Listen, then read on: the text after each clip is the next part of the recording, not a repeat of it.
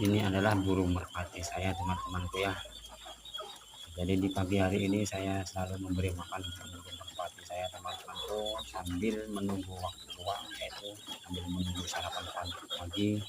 Kita isi waktu dengan memberi makan burung merpati, dan yang pasti lebih asiknya lagi, lebih santainya lagi, kita sambil minum kopi. Nah, baiklah teman-temanku, mudah-mudahan video singkat ini menghibur